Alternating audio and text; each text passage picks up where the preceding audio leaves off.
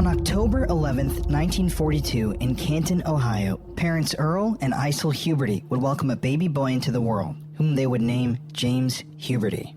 And although the first few years of James's life would go smoothly, he would experience some life-changing health problems when he turned 3. Shortly after his 3rd birthday, James contracted polio, which is a very dangerous disease known to affect the spinal cord and can even cause paralysis or death.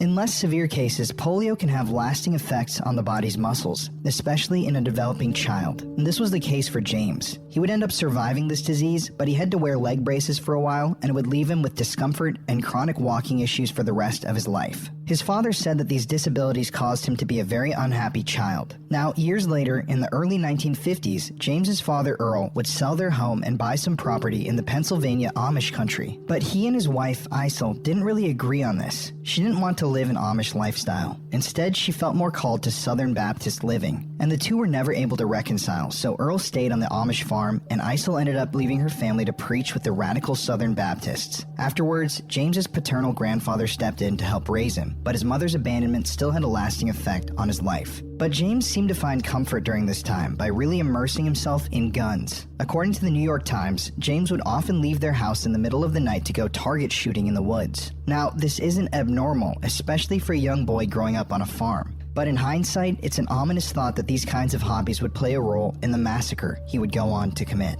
One overwhelming quality that we've noticed about James throughout his life was that he had a hard time fitting in. When he was a teenager, one of his neighbors noticed this, so they asked him to come to a barbecue to help him socialize.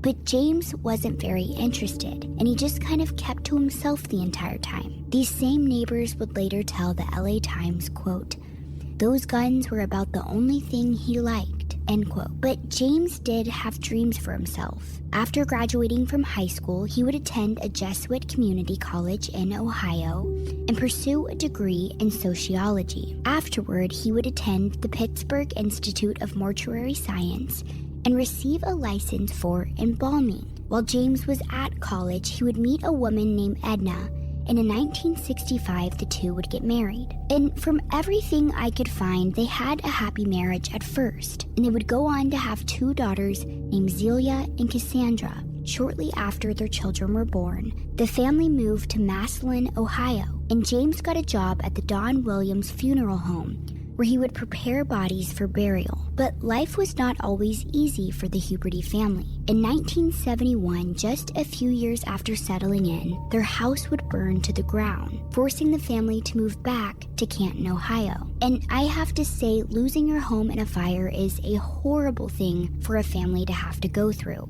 I lost my house in a fire back in 2012, and you basically have to start completely over. And losing everything is really hard on a family. But luckily for James, after the fire, he was offered a welding job in Canton, and he started making pretty good money for his family. He and Edna bought a 3-story home in a nice part of town, and from the outside looking in, it seemed like they were starting to get their life back in order. But a lot of the time, as we've seen, these picture-perfect families aren't always so perfect. According to Murderpedia, after the move, the Hubertys started exhibiting violent behaviors. In one instance, James was arrested at a gas station for starting an argument with someone and refusing to quiet down. But James wasn't the only one who had a rap sheet. While the family was attending a birthday party, Edna told her eldest daughter to beat up one of the girls at the party. And later, Edna would threaten the girl's mother with a 9mm pistol. She was later arrested for this incident, causing the family to have a pretty bad reputation in Canton, Ohio. They also weren't really liked by their neighbors. Law enforcement would often receive calls about constant gunshots going off at the Huberty property, and also about the attack dogs that James raised. We weren't able to find information on any of the other dogs that James had, but he did have a German Shepherd at one point. And on one occasion, the dog went off of their property and somehow damaged a neighbor's car. When the neighbor confronted him about the damage, James immediately took the dog in the backyard and shot it. The neighbor told James that that was unnecessary, and James responded, "I believe in paying my debts, both good and bad." And it seemed like this was a reoccurring pattern in James's life. He never really let anyone get close to him, and the people that were close in proximity didn't really have anything to say about him except for that he was a loner with a gun obsession. His wife Edna would later say after the massacre, quote, I always figured there was a strong chance he'd kill me one day, end quote. And one day, Edna even became concerned with his daughter's safety when Zelia, quote, went flying into her bedroom with an Uzi pointed at her, end quote. Apparently, James would threaten his daughter with the same gun he would later use in the massacre. Neighbors also confirmed this abuse against his children, saying that Zelia would walk around with bruises on her face and tell people that, quote, her daddy slapped her around, end quote. And according to the New York Times, she would later say, part of me will remember him as a very nice person. Another part will remember him as a violent person. And things seemed to only get worse for James from here on out. At one point in the early 80s, James got into a motorcycle accident and injured his arm. Because of this, he wasn't able to continue his job as a welder, and they eventually let him go. Afterwards, James tried to invest in an apartment complex to make some extra money, but the real estate deal fell through, which really upset him. And it was around this time when we start to see James spiral into a mental health crisis. He became overly paranoid that international bankers were in cahoots with the Federal Reserve and that their ultimate goal was to throw the U.S. into bankruptcy. And he kind of became obsessed with this idea. He began spending thousands of dollars on guns and non-perishable foods, thinking that the government was after him. And he even went to the extremes of moving his entire family to Mexico in January of 1984, about 6 months before the massacre. But they wouldn't stay there for very long. For whatever reason, James decided to come back to the U.S. and moved his family to a neighborhood of San Diego called San Isidro, California. Once there, he found a job as a security guard, but in the summer of 1984, he would get fired from this job as well. And this incident seemed to be the breaking point for James Huberty, because just a few weeks later, he would go on to commit one of the worst massacres in United States history. This podcast is sponsored by BetterHelp Online Therapy. We talk a lot about BetterHelp on this show, and this month we're discussing some of the stigmas around mental health. Seriously, therapy is not a bad thing, even for myself. I love going to therapy. I was just at my therapist's office today getting therapy, and there's a stigma around seeking mental health help that we need to break down because everybody needs help sometimes, and BetterHelp is a great company to get that help through. BetterHelp is customized online therapy that offers video, phone, and even live chat sessions with your therapist, so you don't have to see anyone on camera if you don't want to. It's really easy, and BetterHelp is actually much easier than traditional in-person therapy. I've used BetterHelp, and I've been to a therapist, and I prefer to use BetterHelp. It's much more affordable than in-person therapy as well, and you can be matched with a therapist in under 48 hours. So, come on guys, give it a try and see why over 2 million people have used BetterHelp online therapy. If at any time in your life you think you need help or you need to talk to somebody, BetterHelp is a great solution for that problem, and trust me, there's nothing wrong with seeking help for your mental health. Once again, this podcast is sponsored by BetterHelp, and Murder in America listeners get 10% off their first month at betterhelp.com/MIA. That's BetterHelp.com/MIA for Murder in America. The more you interact with our sponsors, the more episodes of the show we can produce for y'all, so go check out BetterHelp. And now, let's get back to today's episode.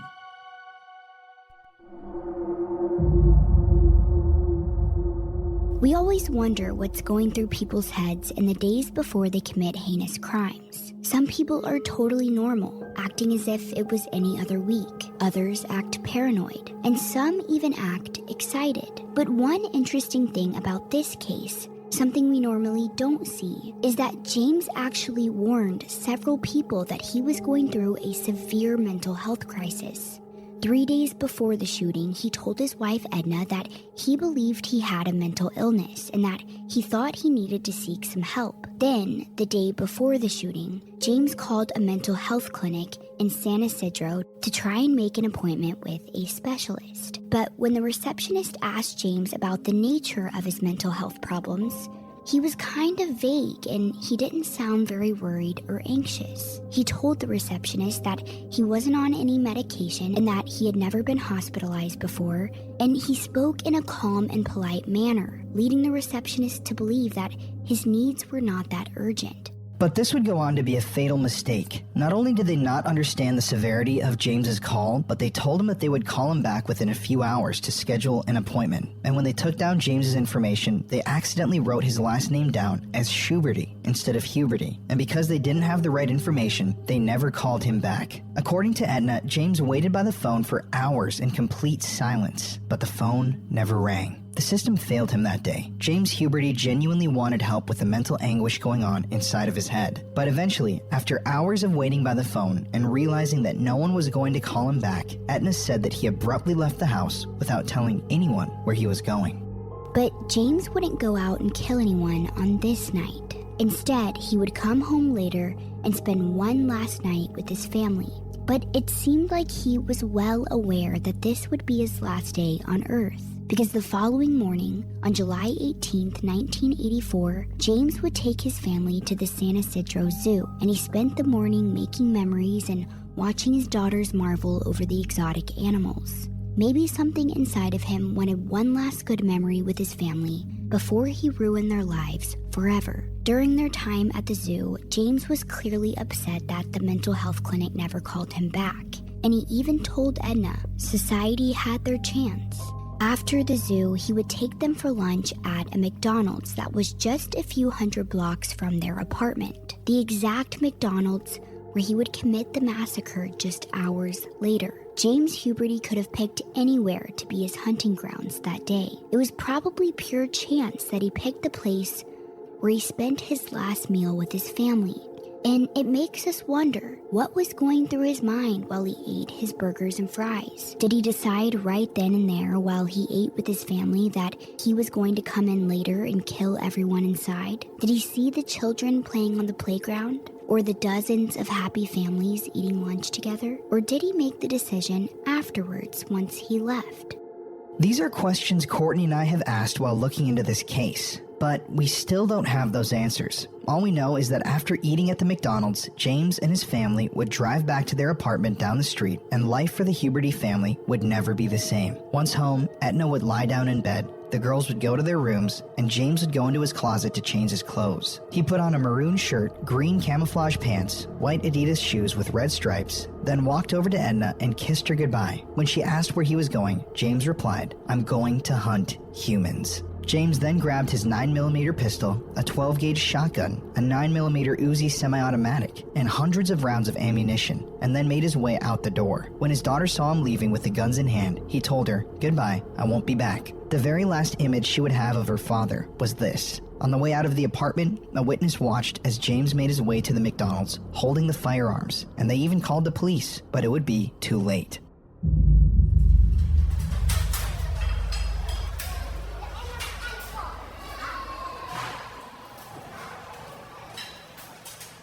Inside of the McDonald's on San Isidro Boulevard, dozens of people filled the restaurant thinking it was an average Wednesday. There were children enjoying milkshakes, several families spending quality time together, and even some people that had just stopped in for a quick bite to eat before heading home. Around 45 people filled the restaurant that day. They were all of different backgrounds, different ages, with completely different life stories. But one thing that most of them had in common was that their lives would all end in the exact same way in just a matter of moments. Because at around 4 p.m. on that summer day in 1984, James Huberty would walk through the doors of the McDonald's, and it soon became clear to everyone that this was not your average Wednesday.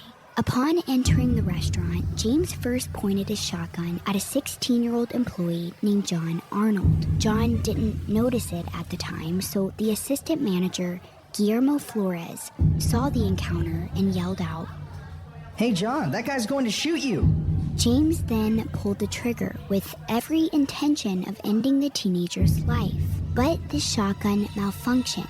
Shocked and disturbed at what just happened, John walks away from the creepy man, thinking that maybe this is just some sort of sick joke. Nervous laughs rang out throughout the restaurant of other people who witnessed the strange encounter. But the manager of the McDonald's, 22-year-old Neva Kane, did not find it funny. She had actually just returned to work after her honeymoon, when she walked over to John to see what was going on. But while she did so, James raised his weapon towards the ceiling and fired a round. The shotgun was no longer malfunctioning, and the blast echoed throughout the small restaurant. James then raised up his Uzi semi-automatic rifle and fired at Neva, striking her beneath the left eye. She would die only a few minutes later, being the first victim of the McDonald's massacre. After she was shot, chaos erupted throughout the McDonald's as James proceeded to fire his shotgun at John Arnold, hitting him in the arm and chest. James then yelled, "Everybody on the ground!" As dozens of people hid under the McDonald's tables, James began to yell out about how everyone there was, quote, dirty swine and Vietnam assholes, end quote. James shouted that he had killed 1,000 and that he was planning on killing 1,000 more. After witnessing the initial shooting and fearing the worst, a 25-year-old man named Victor Ferreira attempted to defuse the situation by calmly asking James to stop shooting. But this only seemed to make him more angry. James then aimed his gun at Victor and fired 14 shots at point-blank range, all while screaming, "Shut up! Shut up! Shut up!" Victor writhed in pain with each and every shot that entered his body before passing away on the McDonald's floor. And once James was sure that he was dead, he moved on to his next victim. At this point, the restaurant was in complete chaos. Patrons and employees were scrambling to find cover, hiding behind tables, chairs, service counters, and taking shelter in the food preparation area. After murdering Victor, James then walked over towards a group of people that were huddled together, a group consisting only of women and young children. James raised his gun towards the huddle and shot 19-year-old Marina Colmenero Silva in the chest, killing her instantly. James then pointed his Uzi semi-automatic rifle at 9-year-old Claudia Perez and fired several shots into her hip, chest, leg, back, cheek, armpit, thigh, and head, killing her instantly. Claudia's 15-year-old sister, Imelda, was shot in the hand during the gunfire, and it was at this point when James switched back to using his shotgun. The first shot aimed at 11-year-old Aurora Pena. Aurora, at the time, was only shot in the leg, as she was being shielded by her 18-year-old pregnant aunt, a woman named Jackie Reyes. Seeing that Jackie was shielding her young niece angered James, so he switched back to his Uzi and shot Jackie a total of 48 times. At this point, a number of children are dead, several are injured, and all people inside of the McDonald's are terrified. And the cries of young kids start to fill the restaurant, including cries from young Carlos Reyes, Jackie's 8-month-old son, who she was also shielding. Baby Carlos wailed as he watched his mother die right in front of him, and this seemed to anger James. He yelled at the child and then told the hostages that he was getting anxious and that he didn't want to kill children. But his actions didn't seem to line up with his thoughts, because most of the people he had killed thus far had been children. Right after this, James approached the 8-month-old Carlos and shot him in the back, killing him immediately. A 62-year-old trucker named Lawrence Versailles would be James's next victim. Lawrence was on his coffee break at the time of the shooting and was 1 week away from retiring from the job that he had worked for the last 40 years. The week of the shooting was Lawrence's victory lap. But that didn't matter, because James then walked up and shot him, killing him instantly. Afterwards, James looked around and noticed a family hiding near the playground underneath 2 booths. It was the Herrera family, who had been coming home from a vacation that day and had stopped by McDonald's for a quick bite to eat. Blythe Herrera, her husband Ronald, their 11-year-old son Mateo, and his friend Keith Thomas all huddled in fear as they watched James slowly approach them. Blythe, the mother, wrapped her body around her son Mateo, and Ronald had used his body to shield Mateo's friend Keith. James then pointed his gun at the group and fired a number of rounds. Ronald Herrera was shot in the chest, stomach, hip, arm, shoulder, and head, and Keith, the 12-year-old friend who he was shielding, was struck in the arm, wrist, left elbow, and shoulder. Surprisingly, both Ronald and Keith would end up surviving the shooting, but Mateo and Blythe, Ronald's wife and son, would not. They were both shot multiple times in the head, leading to their immediate deaths, killing Ronald's entire family. In the vicinity of this group of 4 was another group of individuals taking cover under a booth. 24-year-old Guadalupe Del Rio and her 2 friends, 25-year-old Gloria Ramirez and 31-year-old Arisdelcy Vargas. The 3 friends had actually met that day for a quick lunch and had been in the process of leaving the restaurant when the shooting began. When the 3 saw James approach their booth, Gloria and Arisdelcy had used their bodies to shield Guadalupe, the youngest in the group. And just like the others, James raised up his weapon and fired several rounds at the young adults. Guadalupe was hit multiple times but sustained no serious injuries. Gloria wasn't struck by any bullets at all and was completely unharmed, but unfortunately, Arisdelcy was struck once in the back of the head and would die the next day from her injuries. Arisdelcy was the only victim from the shooting who survived long enough to be treated in a hospital before she died. Everyone else would die inside of the restaurant. James continued his reign of terror on by walking booth to booth, searching for victims, or, as he would call it, hunting humans. And as soon as he came across 45-year-old banker Hugo Vasquez, James shot Hugo once in the chest, killing him instantly. And from what we could gather from the surviving witness accounts, James would open fire on a group of people and then pause, taking a break for himself. And during those breaks, there was a penetrating silence. Many victims that were hiding didn't want to draw attention to themselves, so they tried to remain as quiet as they could. James would then walk over to another table and open fire, sometimes shooting at people and sometimes firing at windows and machinery just to do it, seemingly just to shoot. And you may be thinking, where were the police in all of this? How did they allow the shooting to carry on for 77 minutes? In the wake of the shooting, many others had this exact same question. Shortly after the shooting began at 4:00 p.m., the first of several 911 calls were placed. One call came from a post office on the San Isidro Boulevard, located right next door to the McDonald's. One of the victims that had been shot had escaped the restaurant and was taken to the post office for medical assistance. The first responders that arrived on scene that day were Albert Vitila, a community service officer for the San Diego Police Department, and Miguel Rosario, a local police officer. Years after the massacre, Albert would tell the Los Angeles Times, quote, "Whenever I'd hear a call, I'd respond, just like any officer. But there was something different about this one. The dispatcher said, quote, 'A girl's been shot. She's at the post office.' There was a sixth sense, an eeriness that something ugly was up," end quote.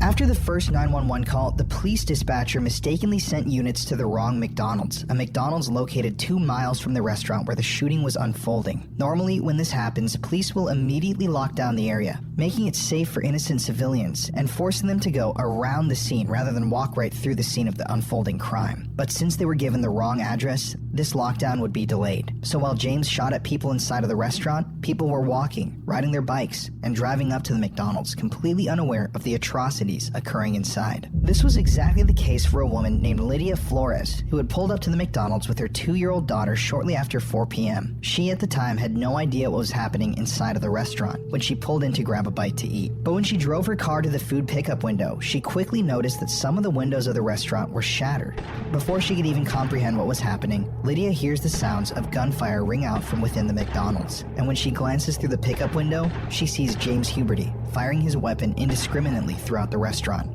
Suddenly, in full panic mode, Lydia puts her car in reverse and floors it backwards at full speed, eventually crashing into a fence. She then grabs her 2-year-old daughter and runs to some nearby bushes for cover. Both Lydia and her daughter would survive the shooting, but some people who came to pick up fast food during the massacre wouldn't be so lucky.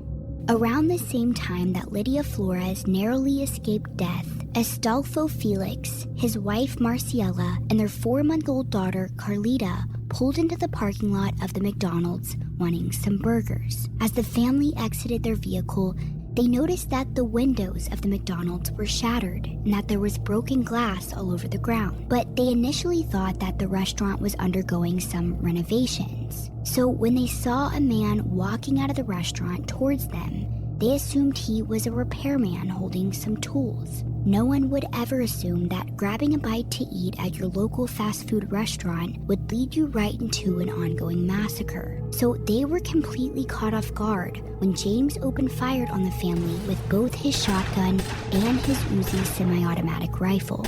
The gunfire would immediately wound all 3 members of the family. Astolfo was shot in the chest and head. Carlita, the 4-month-old, was shot in her chest, neck, and abdomen.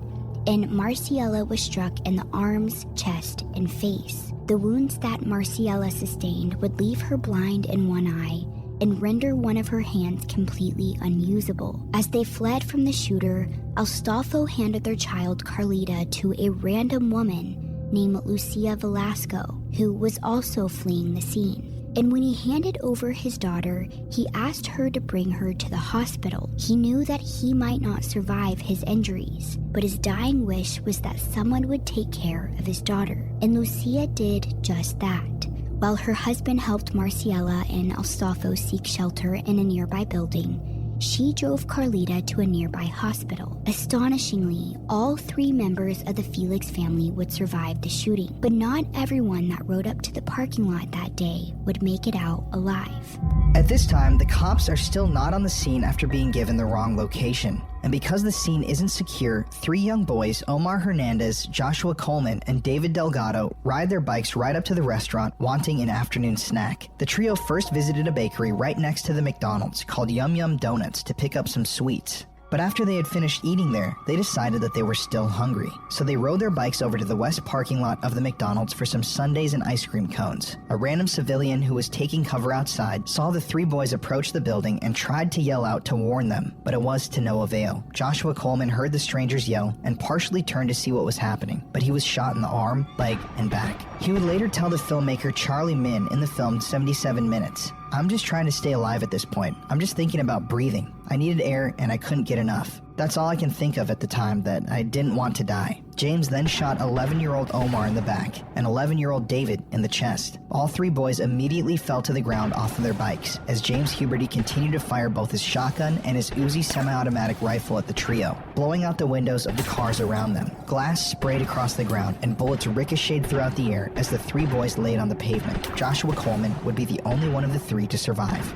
And for the next hour, he was forced to play dead as he watched his friends die right in front of him. In the film, he's quoted as saying, "David, when he got shot, he was pretty much done right away. Omar was crying for his mom. I remember him screaming for his mom. Something you don't forget when you see life leave the body, because you go into these convulsions like hovering across the ground. It's kind of crazy. Omar was vomiting. David died right away. Omar, it took him a few minutes, did his little death draws, and then he started vomiting, and then he was still. I knew it was over."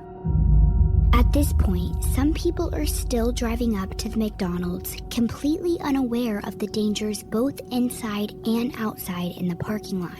After gunning down the 3 boys, James zeroed in on an elderly couple, 69-year-old Ada Victoria and her 74-year-old husband, Miguel. The 2 were walking towards the entrance of the restaurant when Miguel went to open the door for his wife. But before they could step inside, James fired his shotgun, immediately striking Ida in the face, killing her instantly.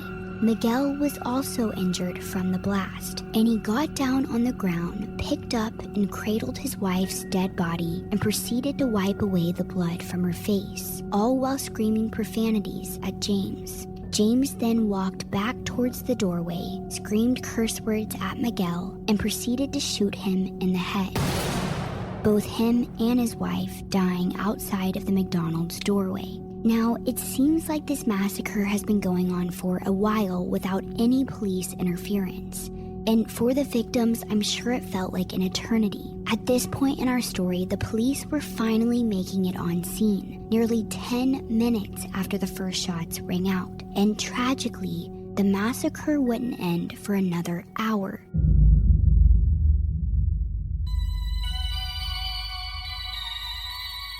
So I don't know about y'all online, but the jobs that I work on YouTube and doing the podcast oftentimes cause back pain in my spinal area. It's constant because I'm always hunched over on the computer all day, slaving away.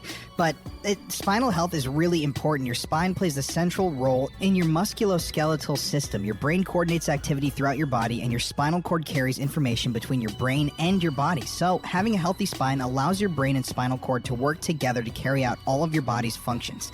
That's why we're here today introducing the Chirp Wheel. The Chirp Wheel is a product that puts pressure on the muscles surrounding the spine.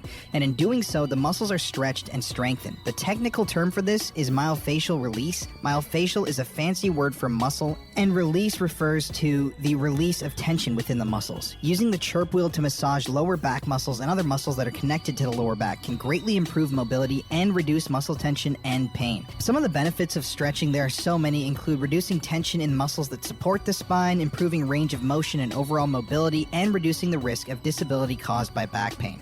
Seriously, Courtney and I have 2 chirp wheels and we've used them many times, and it honestly helps me work because my back hurt so bad before, but now using the wheel, it's like gone, like immediately. It's crazy. So visit gochirp.com today and enter promo code MIA to get 10% off your purchase. That's GOCHIRP.com and promo code MIA to get 10% off. Highly recommended. Go check them out. Now let's get back to today's show.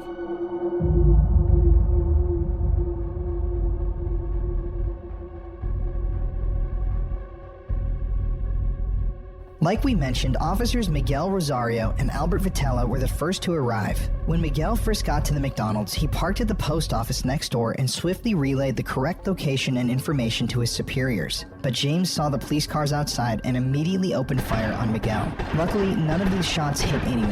Afterwards, 175 police officers were deployed to the area, and an immediate lockdown of the surrounding 6 blocks was finally put into effect. Soon, SWAT team members surrounded the McDonald's, but they were having a hard time getting a head count of how many individuals were inside of the restaurant. And because many of the windows on the exterior of the building were clouded with bullet holes, it was hard to get a clear look inside. And at first, authorities believed it was a hostage situation, that maybe James wanted something in return for people's lives. But the people that had escaped the building made it very clear to authorities that this was no hostage situation. James wanted to kill anyone and everyone just because. Back inside of the McDonald's, James continued shooting at people as they hid under tables. But knowing that he had control over the interior of the restaurant, James took his time with the killings. He walked back and forth through the rows of booths, firing off random shots. He would even stop at tables to sip on soft drinks that were left by the victims. And at one point, he walked up to the service counter of the restaurant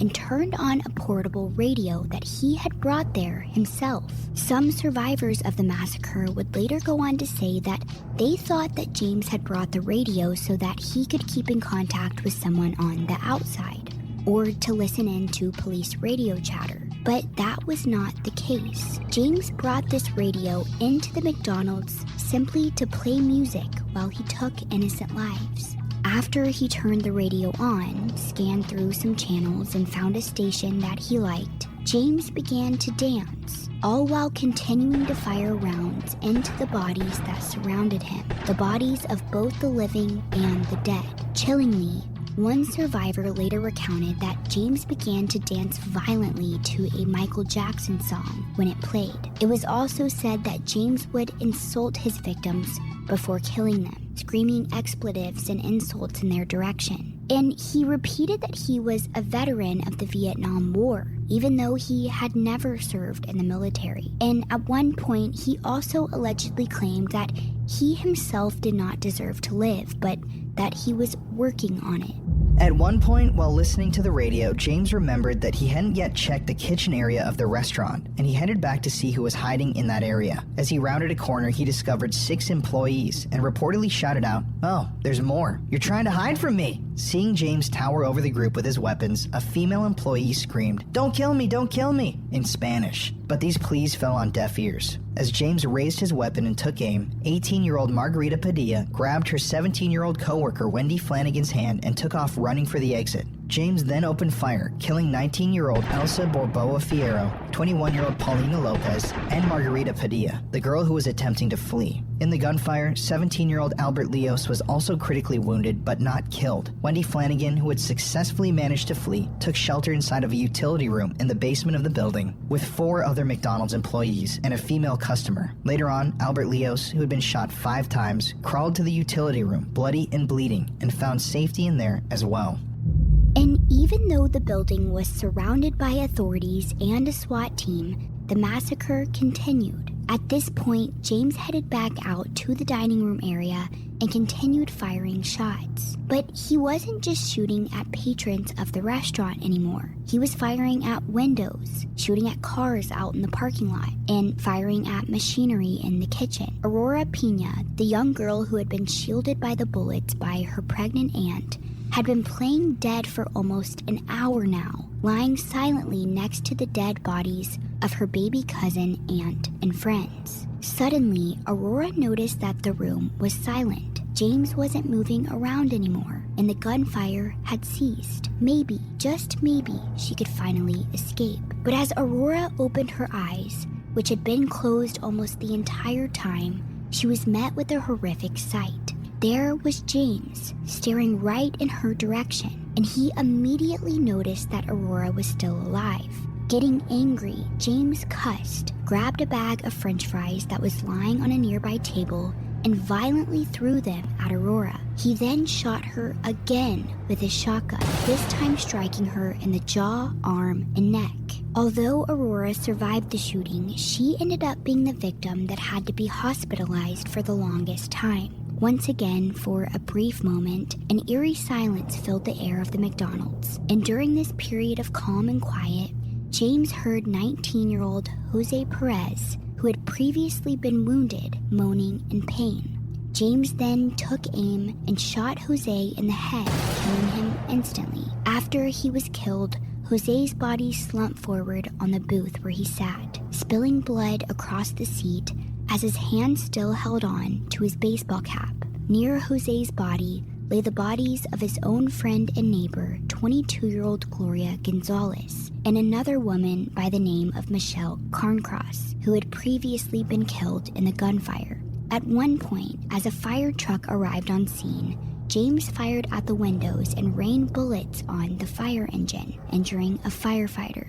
It was now past 5 p.m. and the shooting had been going on unobstructed for over an hour. The police knew that they had to make a move, but dealing with such a heavily armed shooter, they didn't know exactly what move they were supposed to make. Initially, authorities were afraid that if they fired into the building, they may accidentally strike and kill an innocent hostage. But regardless, after being on scene for almost an hour, listening to the sounds of gunfire and screaming echo out from inside of the building, a call was made, and at 5:05 p.m., all of the law enforcement officers that had been deployed on scene were given authorization to kill the perpetrator if they were to get a clear shot. And so, a plan was set into action. At this point, James had begun to focus on firing off shots at the authorities rather than the people inside of the restaurant. But in doing so, in a way, he actually helped the responding officers. You see, every time that James fired at the authorities in their vehicles that were positioned outside of the building, he chipped away at the windows and building materials that were obstructing their shots. During this almost lull in the shooting, a 27-year-old police SWAT sniper named Charles Chuck Foster climbed to the roof of the post office next door and took position with his rifle. It is now 5:17 p.m., 77 minutes after the massacre started. And at this exact moment, James walks in front of a doorway of the restaurant. In doing so, for just a brief moment, he exposes himself, giving the authorities an unobstructed shot. Seeing this opportunity, Charles Foster zeroed in on James with his telescopic sight, took a deep breath, and fired a single shot.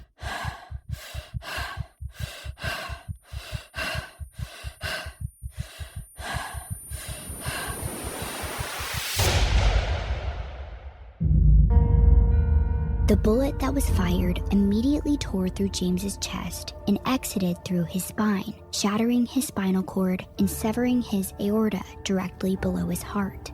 It was an extremely precise kill shot that sent James flying backwards to the ground, where he landed in front of the service counter and died almost instantly. The gunshot left a 1-inch wide exit wound in James's chest, and with that, the McDonald's massacre was finally over. Once the authorities were able to enter the restaurant, they were faced with a horrific scene. Not only were they able to see the face of the man who committed this atrocity, but they were also able to see the faces of the innocent lives that were taken that day. There's a quote that stuck with me in doing research for this episode from Dr. Thomas Newman, a medic from the San Diego Medical Center who responded to this crime scene. When referring to the scene, Dr. Newman stated, quote, "It was like they had just stopped in time. All of these bodies were lying around, Heads were slumped on the table. An old man walking out of the door was lying on the floor, donuts beside him. The 2 kids were dead by their bikes. An infant was dead in the arms of the people, and there were 2 burned burgers on the grill, end quote. Let's all be real with ourselves. I think we can all probably up our fruit and veggie game. I know for myself, it's really hard to get in the daily veggies and fruits that I need to be eating, especially when I'm traveling and working all the time. Courtney and I are constantly gone from the house. But this year, I want to change that. That's one of my New Year's resolutions. And that's why I'm keeping my freezer stocked with Daily Harvest. Daily Harvest is the easiest way to get more fruits and veggies into my day every day. They have my back with delicious food that's good for me and good for the planet. Daily Harvest delivers delicious harvest bowls, flatbreads, smoothies, and more, all built completely on organic fruits and vegetables right to your door, and it conveniently stays fresh in your freezer. Honestly, Daily Harvest has some really, really good and delicious options like cauliflower and rice kimchi bowls, broccoli, rice, and dill pilaf harvest bowls. There's so much. Lentil and tomato bolognese, if I said that right, spinach and shiitake grits. I ate them all and I loved everything that I tried. Seriously, if you guys are looking for a meal delivery service that's easy to make, it's really tasty, and it's healthy, Daily Harvest is a great option for you. Daily Harvest makes it easy to feel good about what I'm doing for myself and the planet. Go to dailyharvest.com/state to get up to $40 off your first box. That's dailyharvest.com/state for up to $40 off your first box. dailyharvest.com/state. We love Daily Harvest. It's really good food. It's good for the planet, and it's good for you. So just head to dailyharvest.com/state. Help us out. Use our promo code, and enjoy the meals. Now, let's get back to today's episode.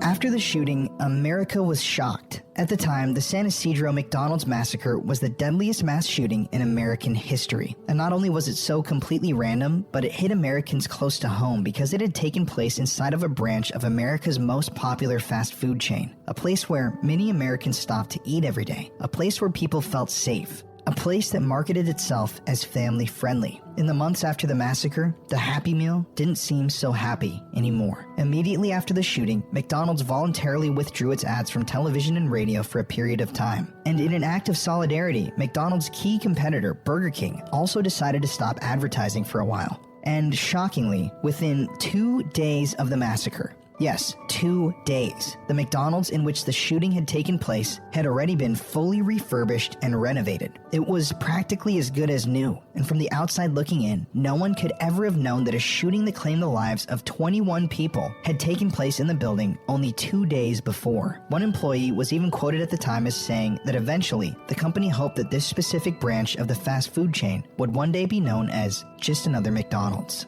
The Kentucky New Era newspaper published an article just days after the massacre saying, quote, "As workers replace shattered glass at the still-closed restaurant and scrub bloodstains from the nearby sidewalks, residents of this predominantly Hispanic town of 14,000 were coping with the aftermath of the worst mass murder by a single gunman in one day in U.S. history," end quote. And not only is it shocking that McDonald's had publicly announced that the restaurant where the shooting happened would eventually reopen, but that 2 days later, they were sending in crews to fully repair the restaurant for reopening. That's unbelievably soon, considering how many lives were lost inside of that small building. After this decision was made public, however, there was immense backlash from community leaders, victims, and their families. And on September 26, 1984, McDonald's made the decision to demolish the building by a bulldozer.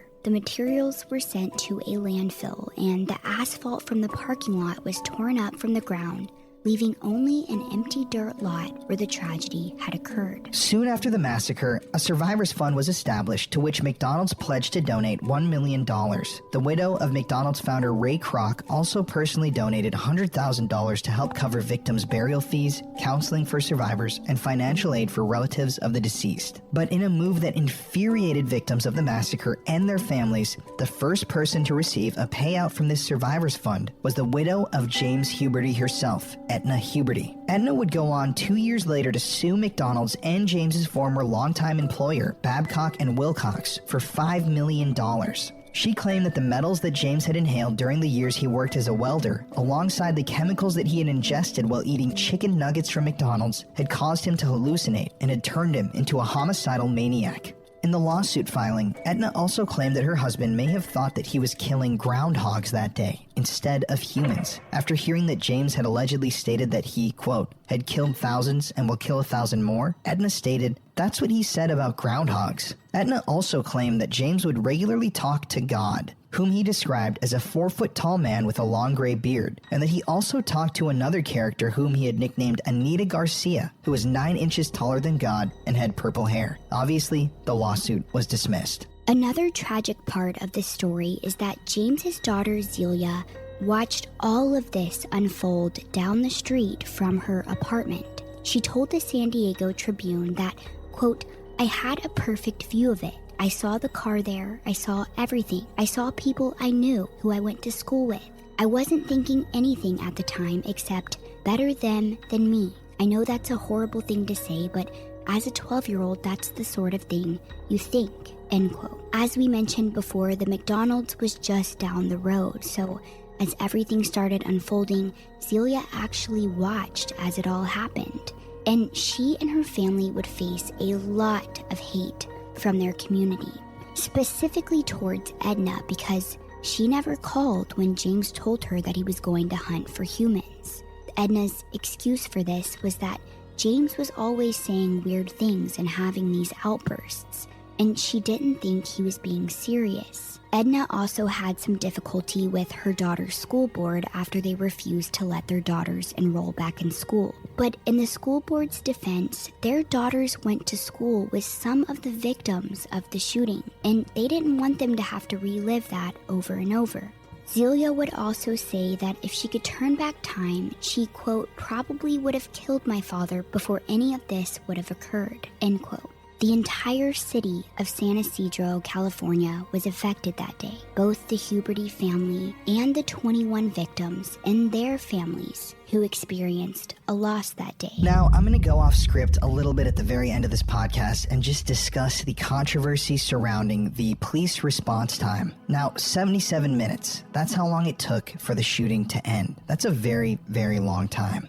People have often criticized the police for not doing enough, for not acting fast enough. But interestingly enough, right after the massacre, multiple authority figures from within the San Diego Police Department and the FBI claimed that there was nothing more that they could do, and that they had acted completely within their regulations and their rules, and they had done exactly what they needed to do. But some survivors don't agree with that statement, still to this day. In an article posted on 7 San Diego News, NBC, in 2016, Adriana Wright, a woman who had 4 of her family members murdered in the massacre, talked to a man named Paul Ibarrando, who was a homicide detective at the time. When recalling the scene inside of the restaurant during the massacre, Adriana told Paul that it was like 2 to 3 inches of blood, a red carpet of blood. Now, that's a lot of blood, and as you can imagine, a number of these survivors died not immediately. They actually ended up dying from bleeding out. And I'm going to quote the article right here. And here's a quote from Adriana again, where she says, quote, "The coroner's office is the one who determines these things. They told us that there were 13 deceased victims that would have died instantly." End quote. Now, if you consider that there were 21 total people killed, that means 8 people died from bleeding out. If the police would have acted sooner in this massacre, they probably could have saved a lot more lives. But what's done is done, and we can't go back and change the past. Only make regulations and improvements that will save more lives in the future.